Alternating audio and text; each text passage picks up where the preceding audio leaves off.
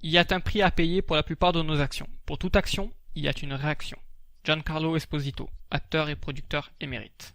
Salut à tous, aujourd'hui une nouvelle étude au sein de la bibliothèque ArcGIS. Jusqu'alors, on a étudié des cas primaires, triviaux d'utilisation, mais souvent, on est amené à réagir à un flux d'événements qui cause une réaction sur un autre flux. Par conséquent, c'est ici que débute l'intérêt d'une telle bibliothèque qui va pousser le paradigme de programmation réactive un curseur au-dessus. Ainsi, nous allons étudier les principaux opérateurs de combinaison et comprendre leurs subtilités et risques.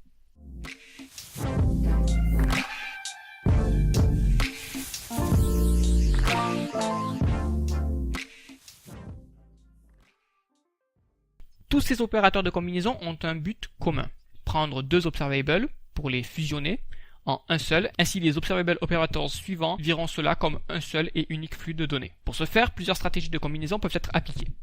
Donc voici les principaux que l'on va détailler aujourd'hui. Merge, Concat et Switch All.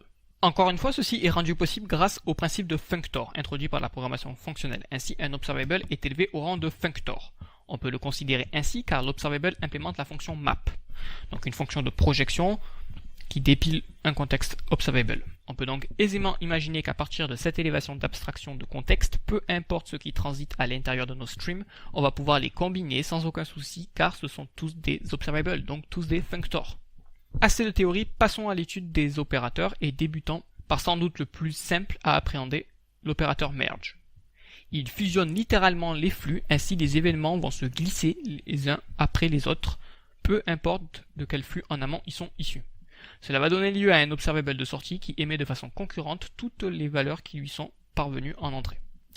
Il s'avère que cette puissance peut induire naturellement à des erreurs de développement si on retourne dans une approche impérative de programmation, où l'on va devoir introduire des types et des conditions dans nos streams si les données fusionnées ne sont pas de même type. Encore une fois, en programmation fonctionnelle réactive, ce problème peut être évité en amont. C'est en amont que l'on va rationaliser à l'aide d'opérateurs de filtre et de projection déjà étudiés précédemment, où l'on va modifier, fusionner des clés de propriété. De cette façon, on reste fonctionnel. On s'éloigne de comment les données sont constituées et en plus le nommage de ces streams en amont donne un sens à notre code. On évite le traditionnel if conditionnel ou bloc de switch qui se produit en aval. On va gagner sur tous les tableaux, robustesse, lisibilité, testabilité. Continuons nos bonnes habitudes induites par la programmation fonctionnelle, la voie est toute tracée, il n'y a plus qu'à monter à bord. Abordons notre second opérateur du jour, le concat. Il porte bien son nom, il va concaténer des streams, les uns à la suite des autres, prenant soin d'attendre que le précédent soit complété avant d'envoyer les données du suivant. Encore une fois, l'imbrication de streams permet un fine-tuning, un affinage de ces derniers. On va être capable d'appliquer ce que l'on souhaite sur chaque stream en amont comme en aval, ou encore une fois de les fusionner comme on souhaite. Cela nous offre un pouvoir de modularité dans notre code, cela nous contraint à adopter une posture fonctionnelle, notre unité de mesure est la fonction, on va découper des problèmes complexes en micro-fonctions, tous ces micro-blocs sont combinables pour atteindre notre objectif, une application beaucoup plus complexe composée de bouts modulaires de fonctions pures. Enfin, le dernier du jour est sans doute le plus difficile à appréhender, j'ai nommé le Switch All Operator. Il était antérieurement appelé Switch, en effet, il embarque un peu de logique en interne, et c'est pour cela qu'il a changé de nom. Alors, on n'a pas encore vu les opérateurs quelque chose all, donc on les détaillera dans de prochaines vidéos. Mais pour leur comprendre nos trois principaux opérateurs de combinaison est l'objectif du jour. Ainsi, Switch All va se charger de faire la bifurcation, la source de stream devenant le dernier observable projeté. Dit comme ça, c'est pas forcément très clair, mais concentrons-nous sur le deuxième exemple. En effet, cet opérateur n'a pas grand intérêt pour une utilisation synchrone.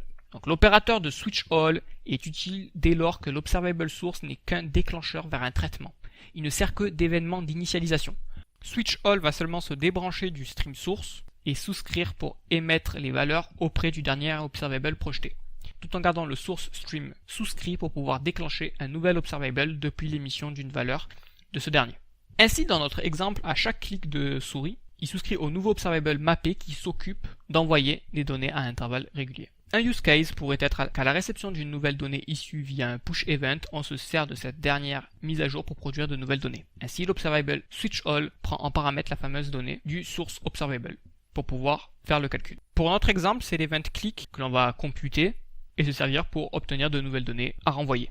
Ici, on ne s'en sert pas de cette donnée, mais on aurait tout à fait pu impacter le temps d'intervalle selon la coordonnée x par exemple, bien que ça n'a aucun intérêt. Donc voilà, on a passé en revue le core des Combination Observable Operators. Ces trois opérateurs, que je rappelle, merge, concat, switch all, vont permettre de combiner des streams avec une stratégie différente. Switch all prend une logique d'aplatissement supplémentaire que nous allons aborder plus tard, lors de l'étude des opérateurs monadiques. D'ailleurs, merge et concat disposent aussi d'une élévation au rang d'opérateurs monadiques grâce à merge all et concat all. Bon, vous le voyez, il y a encore du travail, mais gardons tout cela au chaud pour plus tard. Sur ces belles paroles, je vous donne rendez-vous dans la prochaine vidéo où nous allons voir d'autres opérateurs de combinaison, certes pas aussi indispensables, mais qui demeurent importants à connaître. À bientôt!